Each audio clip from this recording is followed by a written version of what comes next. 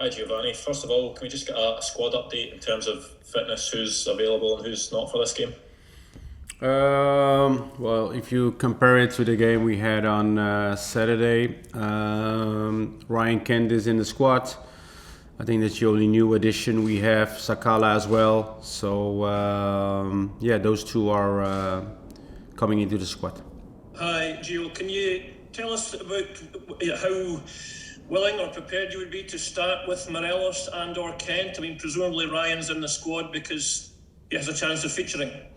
Yeah, well, Ryan had today. He did some parts of the training. He joined us, so we have to assess him tomorrow if he's fit enough to start or even get minutes tomorrow. Morelos, of course, has been a little bit longer with us training. Had also had his first game on Saturday, first minutes again for the season. So. Yeah, he's there to take part in the game. If it's from the start, we just also have to assess him tomorrow. But once the whistle goes, we are ready. Gio, from your point of view, how much is riding on turning this game around in terms of the short term and the long term for Rangers? How important is progress in this competition for you? Well, it's very important because you want to stay in the Champions League for the next round as well to be able to qualify for the group stages. We're in it. First game wasn't the result we wanted. We have a home game tomorrow where we can all change it. So that's what we are capable of, and also what we want to do. So yeah, my objective and my desire is to still be in Champions League next week. Good afternoon, Gio. How important is the atmosphere tomorrow night? We've seen how the big part the fans can play last season. How big a role can they play tomorrow night? They always have a big role. When we're playing home games, the atmosphere is fantastic. The support of our fans is amazing. So I'm sure it will be the same tomorrow. We have to make sure that our performance is better than last week, because I think then we can have then we create an atmosphere which will make it really difficult for our opponent, which we have shown many times before. But yeah, we are able to do so and turn it around with the support of our fans. But as I said before, the performance needs to be a lot better than the away game. Good afternoon, Giovanni. Just to ask, what are the big positives you've seen so far from the team in the opening competitive matches? Well, the positive thing is, of course, we started with two wins in the league, which is important to get off on a winning start. And we have quite a big squad. We have some new additions to the squad, so it takes time to get used to each other, to know each other's strengths. And I can see the development in my players, especially the new ones coming in and adapting to the playing style, adapting to their new teammates. Also, representing a new club, a new team. So I think that's a process that you will always have in the beginning of the season, and we just make sure that our development and our process is together with winning games. Hi Giovanni, it's when you talk about the Ibrox factor earlier on, do you feel your team will have to, we saw two great examples of that last year, think about the game against Red Star Belgrade, also Leipzig. Will the team have to hit that level again? Is that the kind of elite level of performance you need to reach again tomorrow night to turn this tie around? Yeah, we have to. I mean, it's I said many times before, if you are playing in Europe, you cannot have an off night, because that will make it difficult for you in the whole tie. And the level we reached last week wasn't the level we normally reach, or we have to reach, to be competitive in this Champions League. So yes, our performances and our standards needs to be on a high level tomorrow, because otherwise we don't have we have to be there to have a chance to go on to the next stage. Giovanni, you performed very well in Europe last season after Alfredo picked up his injury. But how much of a lift can it give your team and your players having him available again, even if he doesn't start, given his track record in Europe? Well, I mean, his presence is there for everyone to be seen. You know, the reception he got from the crowd. You know, we know his strength. We know he's capable of creating chances and creating goals, making goals. So for us, you know, that's a very positive thing. You know, if you compare it with the last, I think, 3 months of the season, we had to do all the games without one striker. So we need to adjust our gameplay.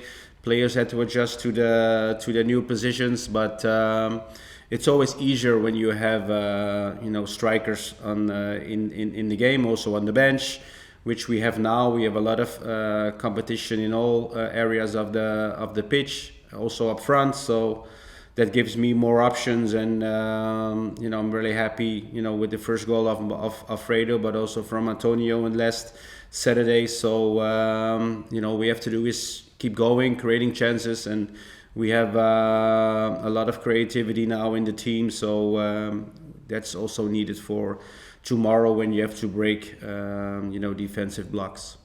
Giovanni, just to follow up on Mark's question earlier on, you showed last season in the knockout stages that you were able to turn things around in a second leg, as obviously the Leipzig game and the Braga match. How much comfort and encouragement does that give you and your team, and to take inspiration from what you did last season to turn this around this time? We always have the confidence, no matter who we play at home. So the confidence is there. As you said, we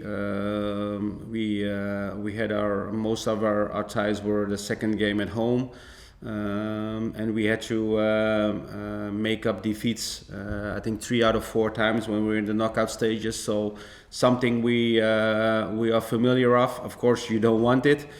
But tomorrow is another chance for us to be the team we can be, and I know that the players will be there tomorrow together with the fans, and we give everything to make sure we go through.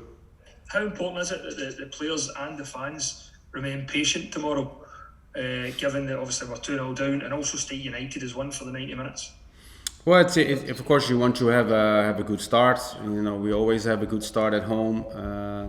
It's finding the right balance. Of course, we have to score goals, but we also have to keep organized because it's a team who is also very, very good in transition moments to attack. So as I said, the balance is everything. But we are there to push ourselves, to go forward, to create chances, to score goals. But of course, you want to have a good start. That's what we try to achieve.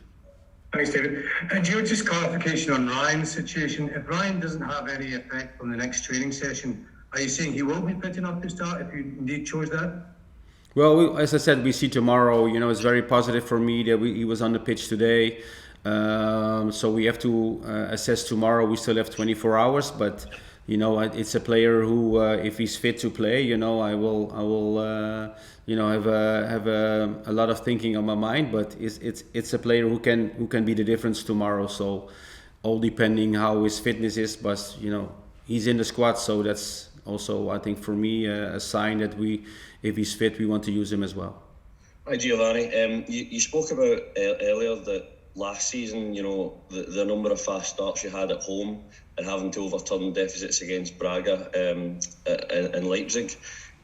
With the number of players that you've brought in, it's noticeable last year that the difference between how you set up away from home and then the way you really tried to suffocate teams at home. Do you feel it's more natural for the players to play that aggressive game at Ibrox? Do you feel that that's more suited to them? Well, it depends. I think it's both suited. I mean, you have to, as I said before, it's two games in a tie, and you don't want to go play away and then play really open and give chances away. I think the setup we had away was, I think, a setup we are used to do, to play away from home. But as long as your performance isn't there and that's what I saw last week, that we didn't have the performance we normally have. Too many players weren't on their best night. which it will make it really difficult. No matter which system you play. So I think that was the big difference last week comparing with the campaign we had last year, and now we play at home, and of course, if you are 2-0 down, you have to play a different way, because you have to create more chances, you have to score goals. So that's a different mindset comparing to last week. Sorry. Just wondering, in your own experience, have you recovered from a scenario like this before, either as a player or a coach, where you were 2 goals behind, trying to chase the game?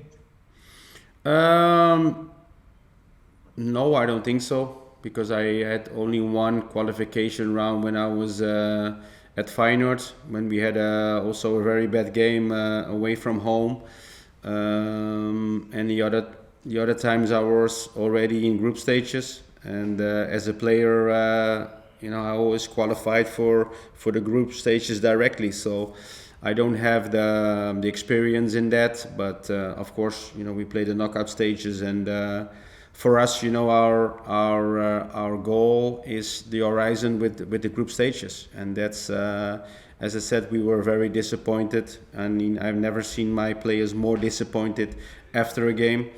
So their feeling after the game was really disappointing, and we have a chance now to overturn that and to make sure we are a better performance that like we had last week, and I'm sure we are capable in doing so, and you will see a different team tomorrow than you saw last week.